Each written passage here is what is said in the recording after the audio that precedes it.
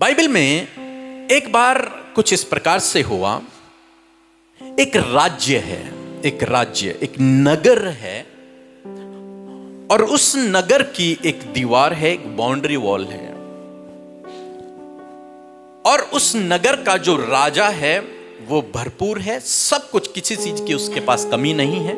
अब पूरे राज्य में किसी चीज की कमी नहीं है, सब कुछ उनके पास बहुतायत से है, कोई प्रॉब्लम नहीं है। लेकिन कुछ ऐसा हुआ कि वहां पर अकाल पड़ने लगा। अकाल समझते हैं ना आप लोग? जब बारिश नहीं होती, धीरे धीरे पेड़ पौधे सूखने लगते हैं, फल नहीं लगते, अनाज नहीं उगता है। बारिश न होने के कारण पानी समाप्त हो जाता है। ऐसे ही वहां पर हुआ, अकाल पड़ने लगा। और इस बात को देखकर जो दूसरे नगर का राजा था, जो दूसरी जगह का राजा था, उस राजा ने इस नगर को, जहां अकाल पड़ा हुआ था, उसको चारों तरफ से घेर लिया, ताकि हम अब इस नगर पर क्या करेंगे? कब्जा कर लेंगे। उन्होंने उसे चारों तरफ से घेर लिया। और जब घेर लिया तो वे जो अंदर थे वे बाहर नहीं आ पाए, सामान लेने के लिए, पानी लेने के लिए, खाना लेने के लिए। जब वे बाहर नहीं आ पाए तो जो बाहर जिन्होंने घेराबंदी कर रखी है, उन्होंने इसी प्लान से करी कि जो अंदर के लोग हैं वो भूख से वहीं मर जाएं, और यदि वो बाहर आएंगे तो हम उन्हें मार दें। ये उनका प्लान था। इसलिए उन्होंने चारों तरफ से उनको घेर लिया। बहुत अच्छे, पूरी सेना दल बल को लेकर वो राजा आया और उसने उस नगर को घेर लिया। जब नगर चारों तरफ से घेर दिया गया तो कोई भी व्यक्ति, क्योंकि नगर में तो अकाल पड़ा हुआ है, पानी नहीं है, खाना नहीं है, धीरे धीरे लोग मरने लगे। पहले बुजुर्ग मरे, बच्चे मरे, जवान मरने लगे, बहुत सारे लोग धीरे धीरे मरने लगे। और जब लोग मरने लगे, वहां कुछ भी भोजन के लिए नहीं, तो कोई अगर जाने की कोशिश भी करता कि हम चलो बाहर चलते हैं, तो जो बाहर खड़े हैं वो उन्हें मार देते। अब एक दिन ऐसा हुआ, जो अंदर का राजा था, जिसका घेराबंदी हो रखी थी, वो राजा था, वो अपने टहल रहा था, और टहलते हुए उसे एक स्त्री मिली, एक लेडी मिली, और उस लेडी ने राजा से न्याय की मांग की, अपने राजा से, कि राजा मेरा न्याय कर। तो उसने कहा, बता मैं तेरा क्या न्याय करूं? तो उस स्त्री ने उसे कहा कि ये जो दूसरी स्त्री है, इसने और मैंने आपस में बात की थी और एक वादा किया था हम दोनों ने आपस में, क्योंकि अकाल पड़ा हुआ है, खाने के लिए हमारे पास कुछ भी नहीं है, एक भी रोटी नहीं है, एक भी दाना नहीं है। वहां पर लिखा था कि जो कबूतर की बीट है वो भी बहुत पैसों में बिक रही थी। कबूतर की बीट, सोचो, इतना अकाल वहां पर था। जीने के लिए लोग चाहते थे हम जीवन जिए, लेकिन भोजन नहीं था, पानी नहीं था, सब लोग मर रहे थे। तो ये स्त्री कहती है कि इस दूसरी स्त्री से हम दोनों ने बातचीत की थी, अपने आपस में हमने एक दूसरे से वादा किया था। क्या वादा किया था? राजा पूछता है। वो स्त्री कहती है, हमारे पास खाने के लिए कुछ भी नहीं है, हमारे घर में कुछ नहीं है, कोई साग नहीं, कुछ भी नहीं, फल भी नहीं, कुछ नहीं है, एक भी दाना नहीं है अनाज का। तो जब कुछ नहीं बचा तो हम दोनों ने ये प्लान किया कि पहले मेरे बेटे को हम मार के खाएंगे, और फिर उसके बाद जब वो उसे हम पूरा खा जाएंगे, कुछ समय बाद हम तेरे बेटे को मार के खाएंगे। ये उन्होंने वादा किया कि पहले मेरा बेटा मारा जाएगा और उसे हम दोनों मिलकर खाएंगे, फिर तेरा बेटा मारा जाएगा, फिर उसे हम दोनों मारकर खाएंगे। सोचो कैसी स्थिति रही होगी।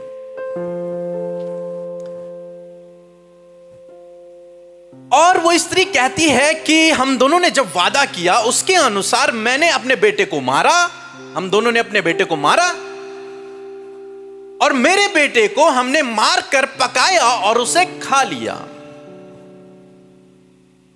लेकिन जब इसके बेटे की बारी आई तो इसने अपने बेटे को मारने के लिए नहीं दिया, इसने अपने बेटे को छिपा दिया, इसने उसे हमें खाने को नहीं दिया। मेरा बेटा तो इसने खा लिया, लेकिन जब इसकी बारी आई तो इसने अपने बेटे को छिपा लिया।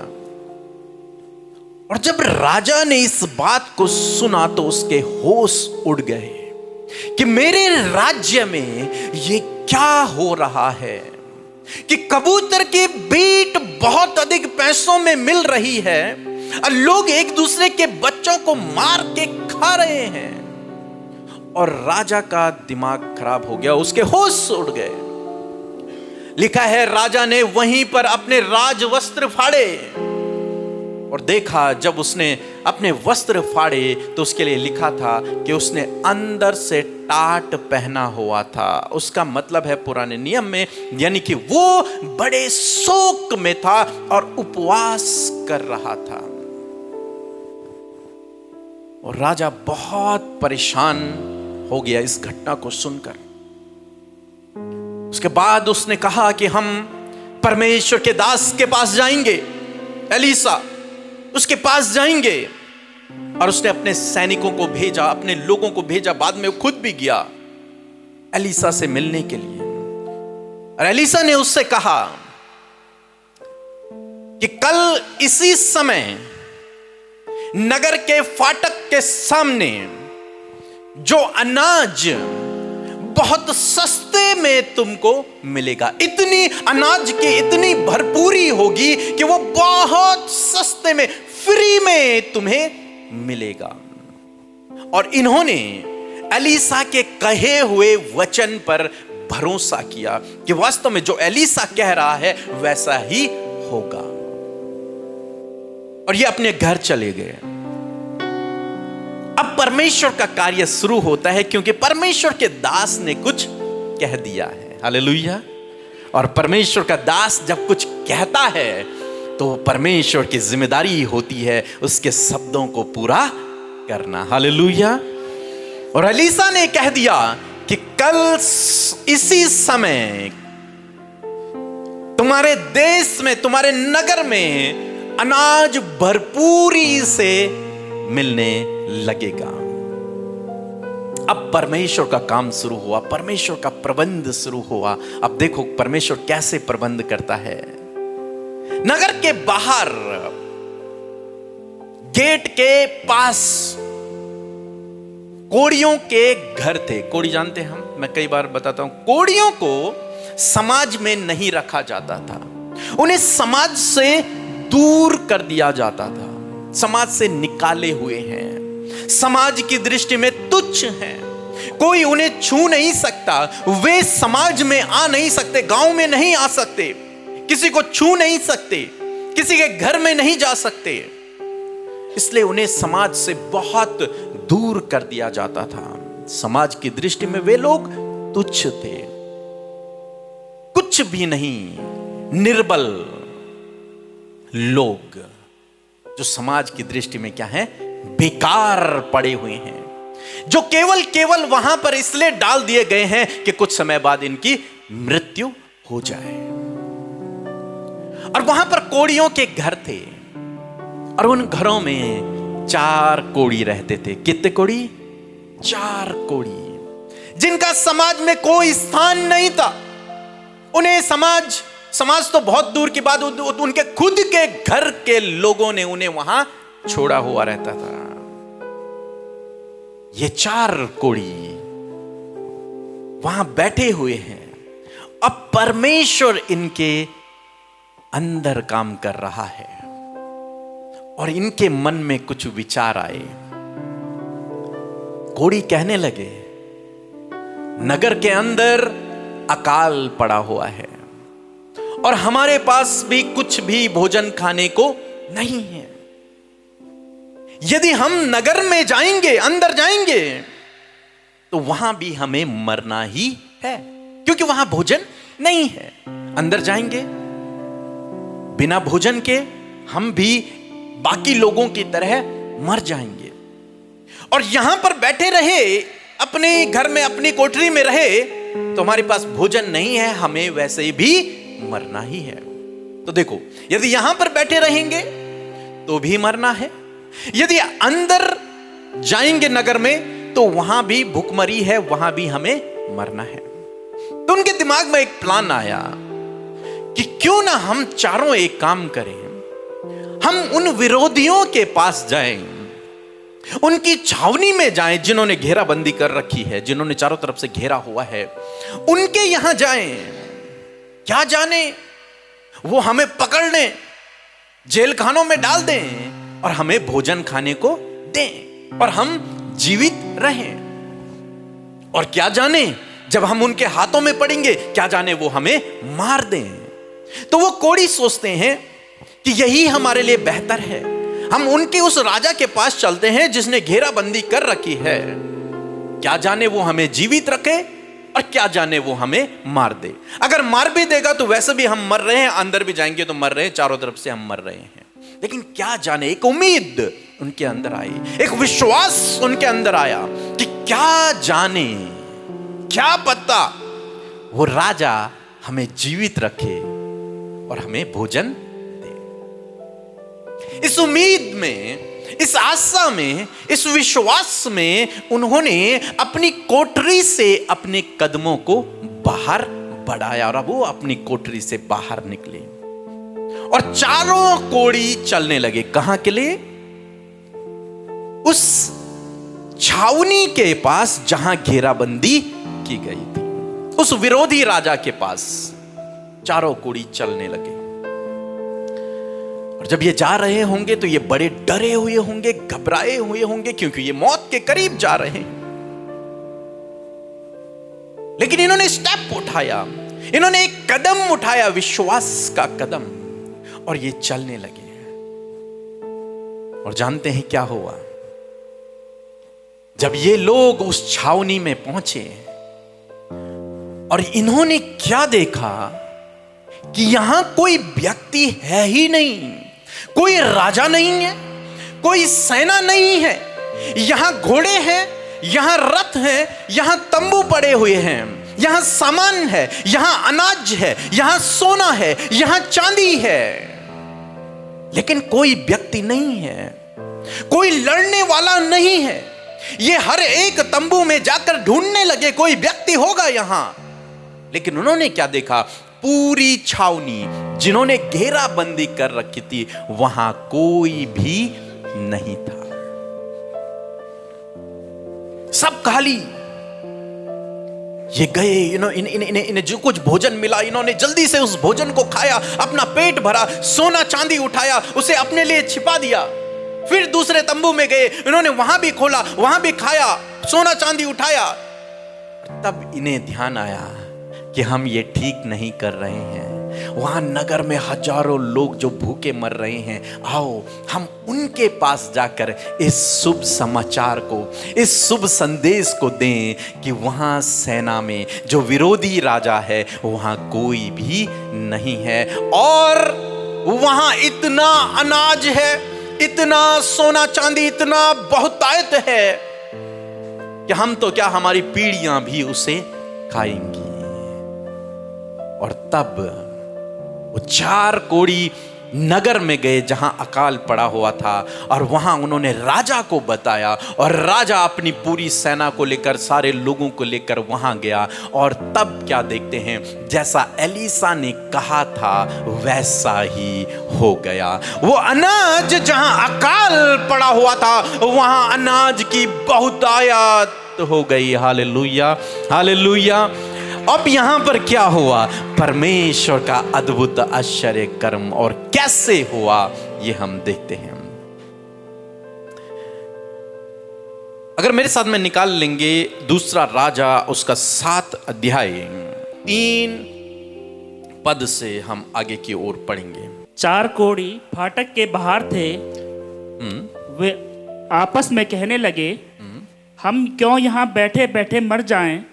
यदि हम कहें नगर में जाएं तो वहाँ मर जाएंगे, क्योंकि वहाँ अकाल पड़ा है, और यदि हम यहाँ बैठे रहें तो भी मर ही जाएंगे। इसलिए आओ हम आराम की सेना में पकड़े जाएं। यदि वे हमको जिलाए रखें तो हम जीवित रहेंगे, और यदि वे हमको मार डालें तो भी हमको मरना ही है। तब वे सांझ को आराम की छावनी में जाने को चले और आराम की छावनी की छोर पर पहुंचकर क्या देखा कि वहां कोई नहीं है। जी, लिखा है 5 पद में कि तब वे सांझ को आराम की सेना, मतलब जो विरोधी लोग थे, उनकी ओर चले। क्या कर रहे थे? क्या कर रहे थे वे? जोर से बोलिए। चले। और जोर से। चले। चले। क्या कर रहे थे? आज इससे पहले वो क्या कर रहे थे? बैठे हुए थे इंतजार में। किसमें? कहें। बैठे हुए थे इंतजार में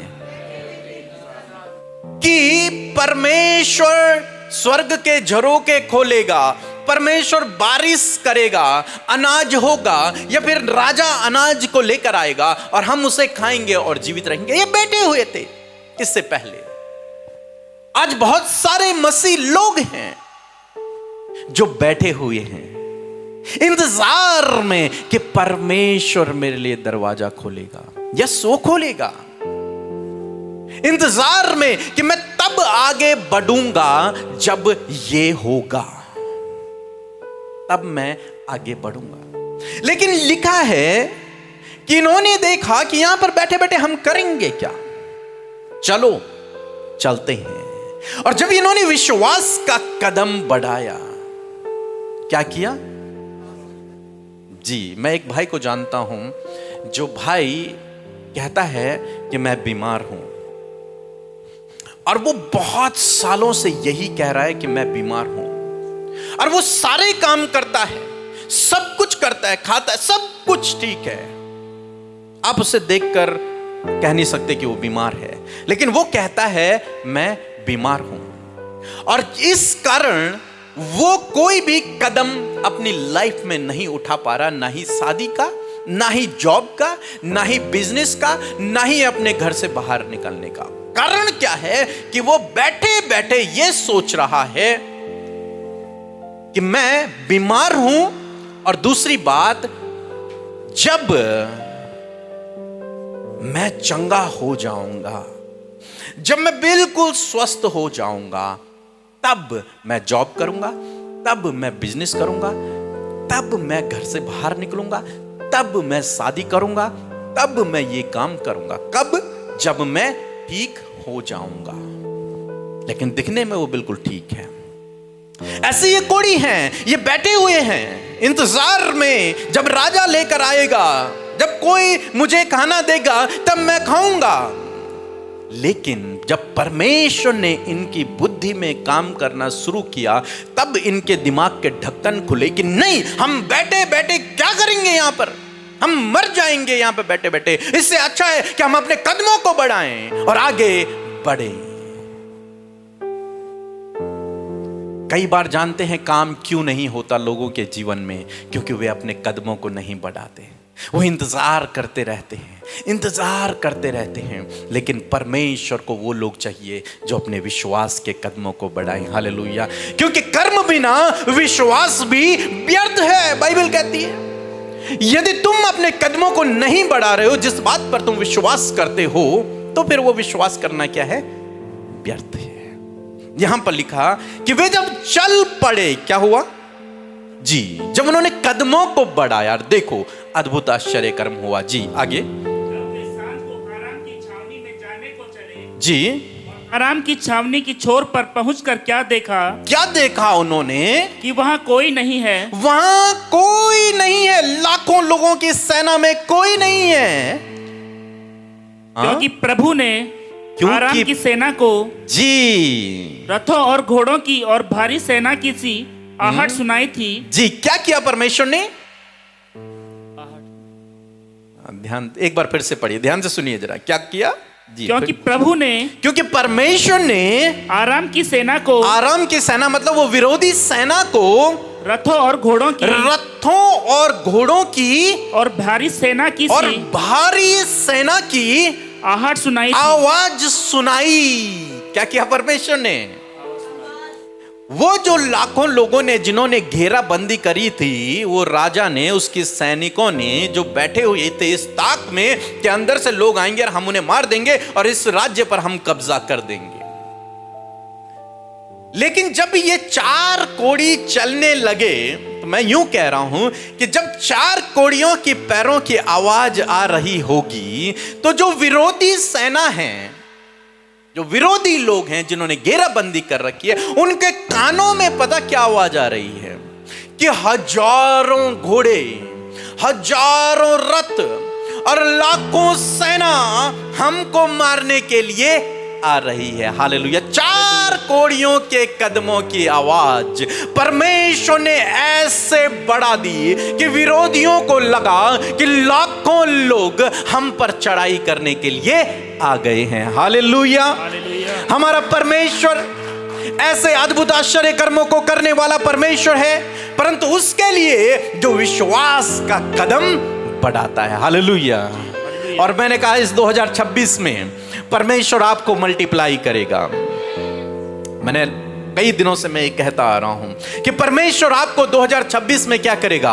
मल्टीप्लाई करेगा। और यहां पर हम वही देखते हैं, ये 4 कोड़ियों की पैरों की आवाज मल्टीप्लाई हो गई, और ऐसे मल्टीप्लाई हो गई कि हजारों घोड़ों और हजारों रथों और हजारों सेनाओं की आवाज बन गई। Hallelujah, hallelujah. चाहे आपकी तरफ कोई ना हो, आपकी तरफ से कोई ना हो, आपको लग रहा है कि इन कोड़ियों की तरह हम अकेले हैं, लेकिन मैं आपको बताना चाहूंगा सेनाओं का यहोवा आपकी ओर से है। हालेलुया। वो इसीलिए सेनाओं का यहोवा है क्योंकि बिना सेना के उसके पास क्या है? बहुत बड़ी सेना है।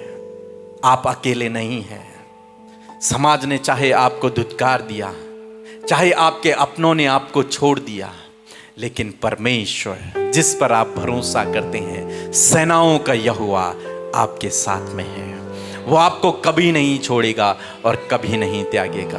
वो आपके कदमों को ऐसे मल्टीप्लाई कर देगा कि वो विरोधी सोचने लगेंगे कि लाखों लोग हमें मारने के लिए आ रहे हैं, हमारे पास आ रहे हैं। हालेलुया। न केवल आपके कदमों को, बल्कि वो आपके फाइनेंस को, आपके बच्चों को, आपकी बुद्धि को, आपके परिवार को, आपकी जॉब को, हर एक चीज को मल्टीप्लाई करेगा। हालेलुया। कई गुना बढ़ाता चला जाएगा, जैसे हम यहां पर देखते हैं। और जब आगे क्या लिखा है? और वे आपस में कहने लगे। हाँ, वे विरोधी सेना, जब उन्होंने आवाजें सुनी तो वे आपस में कहने लगे, सुनो, इज़राइल के राजा ने, हाँ, इज़राइल के राजा ने हित्ती और मिस्री राजाओं को, हाँ, वेतन पर बुलवाया है, हाँ, कि हम पर चढ़ाई करें। Hallelujah, hallelujah. इन 4 कोड़ियों के साथ कोई नहीं है। ये 4 कोड़ी हैं, और कोड़ी लोग सही से चल भी नहीं पाते। हो सकता है इनके पैर भी गले हों, इनके हाथ भी गले हों, हो सकता है घिसट घिसट कर जा रहे हों, लेकिन हमारे परमेश्वर ने इन 4 कोड़ियों की कदमों की आवाज को ऐसा मल्टीप्लाई कर दिया कि विरोधियों को लग रहा है कि सारे राजा मिलकर हमसे लड़ाई करने के लिए आ रहे हैं। हालेलुया। मैं आपसे कहूंगा, आप चाहे अकेले हैं, चाहे मैं अकेला हूं, चाहे सब हमें छोड़ दें, लेकिन जब तक हमारा परमेश्वर हमारे साथ में है तो हमें किसी को भी देखकर डरने की और घबराने की आवश्यकता नहीं है। विरोधी चाहे कितने भी हों, लेकिन हमारे पास सेनाओं का यहोवा है। Hallelujah, hallelujah. जी, आगे पढ़ेंगे। इसलिए वे सांझ को उठकर ऐसे भाग गए कि अपने डेरे, घोड़े, गधे और छावनी जैसी कि तैसी छोड़ छाड़ अपना अपना प्राण लेकर भाग गए। जी, इसलिए वे लोग इतना डर गए कि उन्होंने अपना सब कुछ, जो कुछ उनके पास था, वहीं छोड़ा। धन, दौलत, अनाज सब वहीं छोड़ दिया, क्योंकि वो बहुत लंबे समय से वहां थे, छावनी डाले हुए। सब कुछ उन्होंने छोड़ा और भाग गए। Hallelujah, hallelujah. सब कुछ उन्होंने छोड़ा, और ये जो अंदर हैं, इन्होंने केवल उसे उठाया। क्या किया? मुझे बहुत अच्छा लगता है। इन्होंने इसके लिए कोई मेहनत नहीं की, ये जो अंदर लोग हैं, कोई मेहनत नहीं। भाई इनका भरोसा परमेश्वर पर था। प्रॉब्लम्स आई, ऐसा नहीं था कि इनके जीवन में प्रॉब्लम नहीं आई, ये अकाल से होकर गुजरे और ये कोढ़ी थे। मसीह में प्रॉब्लम्स आती हैं, ऐसा नहीं कि प्रॉब्लम कभी नहीं आए। हम मसीह में तो कोई प्रॉब्लम ही हमारे पास नहीं आएगी। प्रॉब्लम आ सकती है, कोई दुख आ सकता है, कोई बीमारी आ सकती है। यीशु मसीह के जीवन में हम ये सब देखते हैं। यीशु मसीह तो स्वयं परमेश्वर थे, उसके बावजूद जितना दुख, जितनी प्रॉब्लम यीशु के जीवन में आई, शायद ही किसी के जीवन में आई होंगे। और यीशु ने कहा, स्पष्ट रूप से कहा है कि जब इन्होंने मेरे साथ में ये किया तो ये तुम्हारे साथ में भी करेंगे। समझ रहे हैं मेरी बात को? प्रॉब्लम्स आना एक मसीह के पीछे, कई बार लोग मिसअंडरस्टैंड करते हैं कि हम मसीह के पीछे चल रहे हैं तो केवल चंगाई और आशीषें हैं, उसके अलावा कुछ नहीं है। यस, ये है, मैं मना नहीं कर रहा हूं, ये है। लेकिन यीशु ने यह भी कहा कि जब इन्होंने मेरे साथ में ऐसा बर्ताव किया है तो ये तुम्हारे साथ में भी करेंगे। यीशु ने ही कहा कि अपना क्रूस उठाओ और मेरे पीछे। मीन्स प्रॉब्लम्स भी आएंगी। और आप यीशु मसीह के चेलों की अगर कहानियां सुनोगे तो आप में से कोई नहीं टिकेगा फिर मसीह में। समझ रहे हैं मेरी बात को? यीशु के पीछे आना मतलब केवल चंगाई और केवल आशीषें नहीं है। जब हम सच्चाई के पीछे चलते हैं तो कई बार रास्ते में प्रॉब्लम्स भी आती हैं, और ऐसे इनके जीवन में हुआ। लेकिन मैंने कहा, यदि सेनाओं का यहोवा साथ में है तो हर एक प्रॉब्लम, हर एक बीमारी, हर एक परेशानी, हर एक विरोधी पर वो आज नहीं तो कल हमें विजय ही करता है। Hallelujah, hallelujah. जैसे यहां पर इन्होंने किया, ये विजयी हो गए। इनकी ओर से लड़ने वाला कोई नहीं। इनका राजा निर्बल था, कोई नहीं था इनकी ओर से जो लड़े। लेकिन परमेश्वर ने ऐसे उपाय किया, ऐसे प्रबंध किया, हालांकि थोड़ा लेट में हुआ लेकिन उनके लिए हुआ। ऐसा परमेश्वर ने यहां पर किया। मैं आप लोगों से कहना चाहूंगा कि परमेश्वर ऐसे ही अद्भुत कार्य आपके जीवन में भी करेगा। बस आपको इस बात का ध्यान रखना है कि हमें परमेश्वर से जुड़े रहना है। बस यदि आप परमेश्वर से जुड़े हैं, ये कहां गए, ये लोग कहां गए अंत में? एलीसा के पास, परमेश्वर के दास के पास। मैं यूं कहूंगा अगर इसे घुमा फिरा कर, कि वो परमेश्वर के पास गए और उन्होंने उससे विनती की और परमेश्वर ने उनके लिए उपाय किया, परमेश्वर ने उनके लिए प्रबंध किया। और ऐसा प्रबंध हुआ, ऐसा उपाय हुआ जो उनकी सोच, उनकी समझ से कई परे था। हालेलुया, परे था बिल्कुल। उन्होंने कभी नहीं सोचा था कि ऐसा हो सकता है, लेकिन उनके लिए ऐसा हो गया। आज मैं आपको उत्साहित करना चाहूंगा कि प्रभु यीशु मसीह आए ही इसलिए कि आपको ऐसी सिचुएशनों से छुटकारा दे, ऐसी प्रॉब्लमों से आपको छुटकारा दे। यही तो क्रिसमस है। यीशु मसीह क्यों आए इस धरती पर? आपको और मुझे बचाने के लिए, आपको और मुझे छुड़ाने के लिए, हमें पापों से आजाद करने के लिए, हमें उद्धार देने के लिए, जिस स्ट्रगल से हम होकर गुजर रहे थे वहां से हमें बचाने के लिए। हालेलुया। और भरपूरी का जीवन देने के लिए। और इनको उसके बाद ऐसा भरपूरी का जीवन मिला, जहां कबूतर की बीट पैसों में बिक रही थी, वो भी बहुत अधिक पैसों में, वहां अब अनाज फ्री में बांटा जा रहा है। वहां बारिश होने लगी, वहां पेड़ पौधों में हरियाली आ गई, वहां पेड़ पौधों में फल आ गए। परमेश्वर ने उनके लिए ऐसी व्यवस्था की कि जहां से उन्होंने बोया नहीं था वहां से उन्होंने काटा। हालेलुया।